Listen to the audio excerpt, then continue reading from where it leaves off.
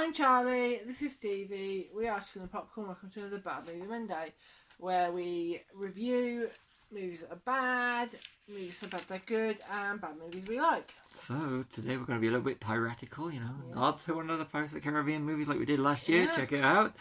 Bad Movie Monday. Cutthroat Island, released in 1995, directed by Rennie Harlin, who made such greats as Cliffhanger and Die Hard 2. I personally do like that, that's not a joke. I do like those. Released in the United States on December 1995. We had to wait until March 96, or actually we had to wait almost 30 years. We just recently watched it the first time. Made on a budget of $98 million and did a worldwide gross of $10 million. And it stars Gina Davis, Matthew Modine, and Frank Langella, who appeared in a previous Bad Movie Monday, which was the Skeleton. Frank Langella was Skeletor in Masters of the Universe. Check it out. So over to you with the notes. So this was 8 years before the pirates went to Tortuga. There was Cutthroat Island. Yes, but they do go to Port Royal in here. They do, yes. So yeah. It was Yeah, because Pirates was Talbot 2003. Yeah. And they also went to Tortuga, which would have been better if they went to Tortuga in this movie. It would have. Yes. Private Joker in a week. Yeah, Private Joker, Full Metal Jacket, a film you will never see on this. Again, we recently just watched this for the first time. I know that's the biggest sin, but seeing Matthew Modine is good. Matthew Modine was good in this one. He's just swashbuckling hunk, so to speak. Yes, And Gina Davis, which is a waste because she is... I mean, we've got all this thing now about female empowerment. This was 95, and you got a female lead in a Pirates movie, and I know they've been talking about it, we're doing it with the Pirates of the Caribbean, but it's already been done in this movie where she was the lead. It just wasn't handled that well, in my opinion. No, you said that the colours are too bright, the colour palette, bad lighting, and too washed out. It is, the background and everything is too bright, and when you go to the, I'm going to call it... the lighting is terrible in the movie. And you need a bit of sort of like grime almost, don't you, for it to really work. But when they were doing the on the external sets and everything or anything, it was too washed out. The background was, and it just felt they shone too many lights, or the bright was too bright. And they didn't control it. They didn't control the white balance. And when they were inside in the bar scenes, which. It showcases how great the production value was. And the great production value on it, but it was just so badly lit. You can see all the details in the set, but you don't need to see all the details in the set. And that's my biggest complaint throughout the majority of the movie. I mean, even if you look at any of the Pirates of the Caribbean movie, when they're on sea or in the sets, the lighting's always great. So, I mean, that's obviously down to the DOP, but the director of photography. But I just felt that a lot of the big problems for me was, especially the whole opening when Gina Davis is, was it Captain Morgan? Took me to the end to get the rum joke. But when Captain Morgan was rescuing Matthew Modine's character, Shaw, at the start from the prison, I just thought that the background was so washed out, and I just thought it completely detracted. It did from the movie. And keeping on that scene, that reminded me of the bank heist scene in Pirates 5, but reminded you of the London scene in Pirates 4. So, it had a lot of sort of bits that reminded it. Obviously, Pirates came after this, but we're watching this having seen Pirates before. So, to us, that's what it reminds us of. So, if you've done it in reverse, Pirates of the Caribbean would remind you of that. But, I mean, we're not really, this is really, other than Pirates of the Caribbean, this is the only swashbuckling pirate adventure we've watched. Because it's not really our sort of thing. But we love Pirates of the Caribbean. We do. So, giving a shot for Bad Movie Monday. Yes. And sticking with the whole pirate films that, haven't seen that many. You haven't seen it, but I've seen Muppets Treasure Island. And that's quite dated, and I really enjoyed that. And I think this is definitely better than that. That is better than this. Muppets is better than this. Yeah, Muppets is better than this. Yes, definitely. For me, the Muppets is just the Muppet Show, the original one from the 70s and early 80s. And the one that they did in the 90s. And everything we've watched. We watched all those. But back to Cutthroat Island rather than talking about the Muppets. Can a pirate movie work, or was Pirates of the Caribbean a fluke. Answer in the comments below. Answer. What do you think? I think done right it can, but this was not done No, right. I'm gonna go say here, and people will disagree with me. Out of the 5 Pirates of the Caribbean movies, I love 4 of them. Yeah. I'm not that fond of Salazar's Revenge. Oh, I thought you were going to say 4. That's Salazar's Revenge. No, that's Stranger Tides. Stranger Tides. That's Stranger Tides. That's going to be on Stranger Tides. Okay, sorry, I apologise.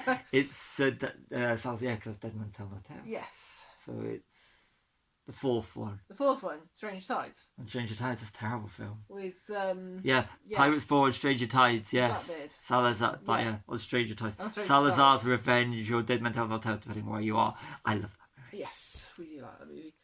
Okay, so I think story's boring. There's no suspense. There's nothing gripping, is there? I mean, there isn't. Is no. You apart from the fact that all the effects are practical.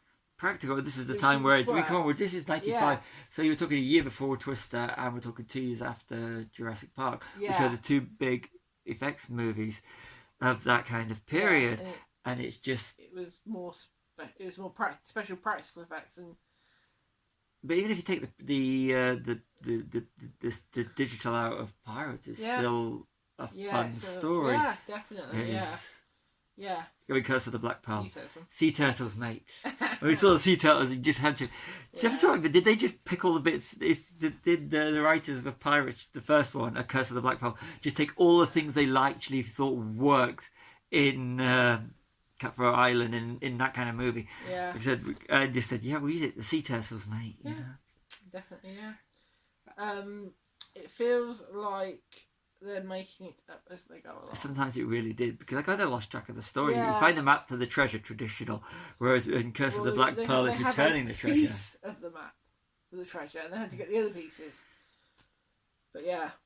Still prefer the way they did in Pirates of the Caribbean. Yeah. Definitely, yeah. And the big bad, I'm going to say the big bads in the movie, which we're going to keep going back to Pirates of the Caribbean, but I just found them, because there's a lot of stuff that's in this that's done to better, and they polished it, like the military working with the pirates, the privateers.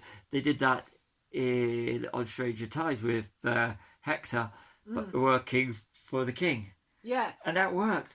Even them, they've got with the Lord Cutler Beckett, really likeable characters. Always the big bad pirates are better than was it Big Dog or whatever his name is? Yeah, whatever. Someone dog. Frank Langella.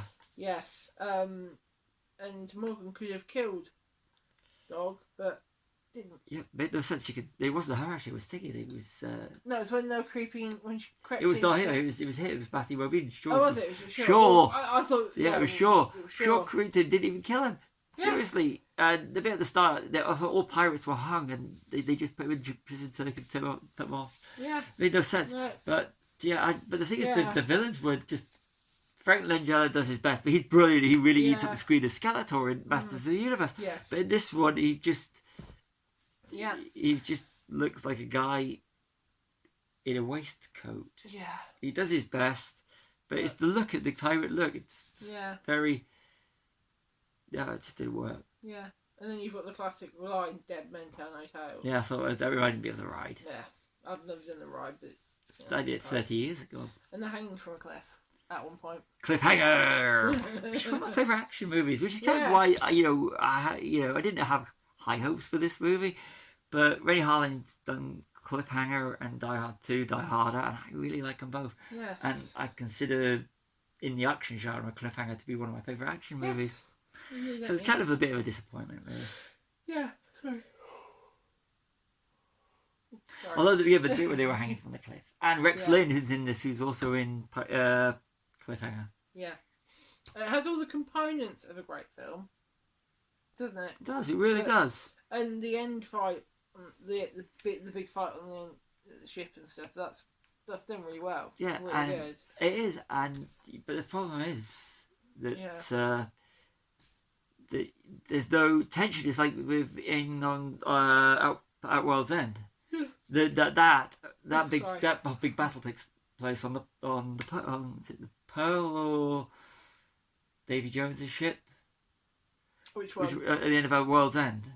On the two ships. Well, the ship it is. But we need to do a rewatch of those movies. We do, yeah. But the battles, it proves you can actually do great ship battles, and of course on the Black Pearl and Curse of the Black Pearl, where they're fighting the crew of the Pearl. Yeah. And that all can work even if you take away the CG. But but it actually does. If there'd been more drama and more suspense for the characters, I mean, there are some good pieces, but that's the highlight of this movie for me. Was the one bit was the end fight on the ship. I thought it was really well done, and it's the highlight of the movie. It shows the possibility of greatness just let down by really bad characters. I can't blame the cast. Cast do the best, but it's just the characters aren't there, and you can't really remember the names of the ship. I can't remember what they were called. No. We just watched it. Yeah. This is the second plot we've done set on water. Yes, we did last year, didn't we? We did last year, we did Waterworld, and it released within 6 months of each other. They were. Yes. And we did do Pirates 4 last year, but it was kind of funny how Waterworld and... Was that...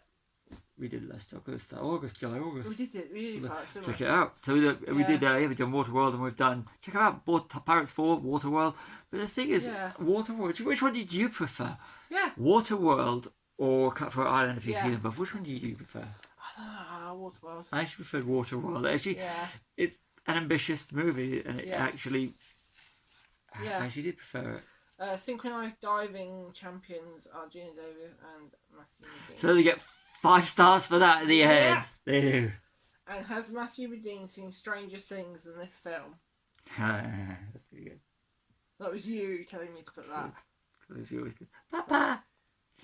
Yes.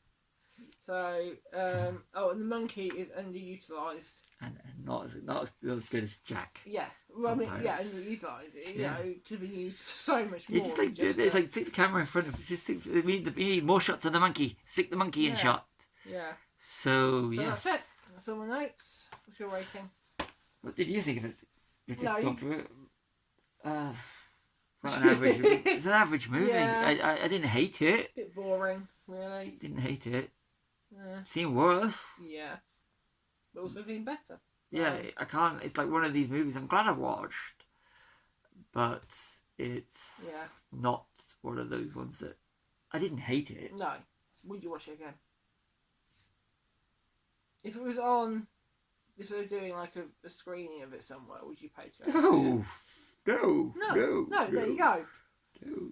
But it's not the sort of film that you can watch and go. No. It's not one of those movies where you can have a play game. You know, like if you're old enough and you're watching this and you play drinking games too. Yes. It's not one of those kind of movies. It's not one of those ones so bad that it's good. It's just kind of a middle of the road movie. It's kind of it's okay, isn't it? It's all right, not brilliant, not bad. It's one of those that seem worse. Seen worse, but definitely seen better. It's not one that we can rip to bits and have a good fun with, like little plug out to Last Action Hero that we did. Yes. That's a bad movie. That's good. A bad movie. But this is just a middle of the road one of those. You know what?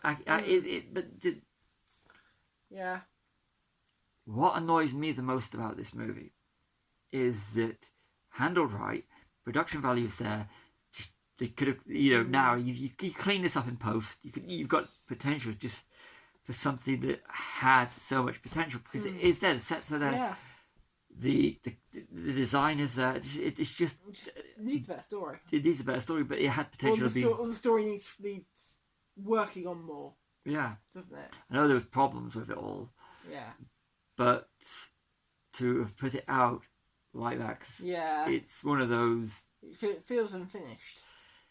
If they had more time to develop the characters, the thing why Curse of the Black Pearl Pirates, first Pirates of the Caribbean worked so well. They got to have spawn 4 sequels, is because the characters were there, and they're well written characters. There's the whole dynamic. And even if you were to... I know Jack Sparrow was a key part to the movie, but you've got the big bad in Hector Barbosa in the first one. And you've got... Even if you just had Hector Barbosa going up against Elizabeth Swann and Will Turner, you have the groundings there, and the Yeah. you know, Yeah. and the villains are always good, with the exception, not so much with Blackbeard, in On Stranger Tides, but even On Stranger Tides has its moments, but this one is just lacking. But I just realised we have ships behind us. We do. Boats, and we're doing a pirates movie. We are doing a pirates movie, and you're wearing a bandana. I'm wearing a bandana, but it's kind of fitting. Yes. But Yes. But back to it, it's got so much yeah. potential, and that's what I always think is a bit of a letdown. Yes. You know, Yeah. and it did take us all this time to watch it, so we are part of the problem why it flopped. Yeah. So, what did you think? Saying that I was what? 10 when it came out. What did you think? I thought it was boring, and like you said, the story could have been better, and just a bit more sort of like grittier, I think. Yeah. You know what I mean? Like, Yeah. Just sort of like, and going back to the whole, it was too bright and it looked too clean. Yeah. You needed that bit of grit, bit of dirt in there to show that it's actually it's not glamorous being a pirate. Yeah. So it's like comparing the bar scene to the bar scene in Tortuga. Yeah. And it was, but it's and you know, but I have to go back to the whole. I mean, but the biggest change is that Gina Davis having the lead in this, and in an action and something that could have started a franchise. Yes. It goes to because like that there were strong female. I mean, there always have been. I mean, anyone that says like you got Princess Leia, Ellen Ripley, and Who's the other one? Linda Hamilton. Yes. I'm sorry, I'm gonna get lynched for this, but Sarah Connor. Yeah. But I'll get hung for this in Pirates terms for forgetting Sarah Connor's name.